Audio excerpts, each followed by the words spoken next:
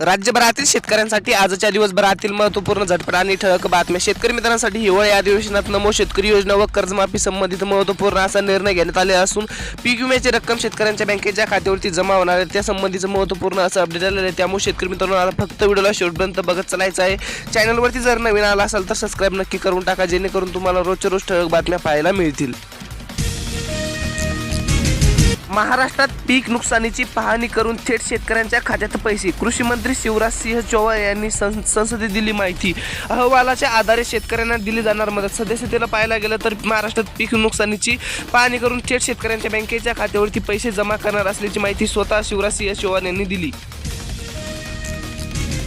Soybean खरेदी केंद्रावरून उत्पादन जास्त ग्राह्य, शेतकऱ्यांना मिळाला दिलासा। कृषी विभागाने दिले निर्देश। शासकीय सोयाबीन केंद्रावर मर्यादेपेक्षा सोयाबीन विकता येणं, नुकसान झाले की त्याची उत्पादन वाढली। सदस्यतेला पाहायला गेलं तर शेतकऱ्यांना दिलासा मिळाल्याचे चित्र।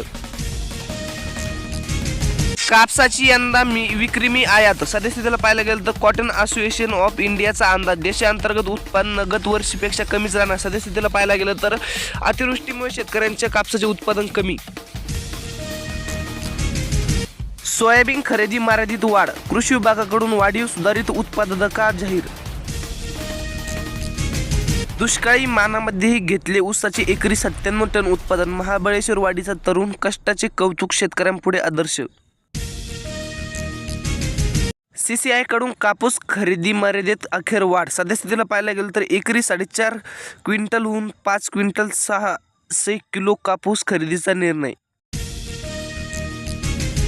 ऊसाचे पाचट न जाता शेतातच कुट्टी करून खत करा। उद्धव बाबर रासायन विरहित पारंपरिक शेतीचे गरजेचे असल्याचे त्यांनी दिली माहिती।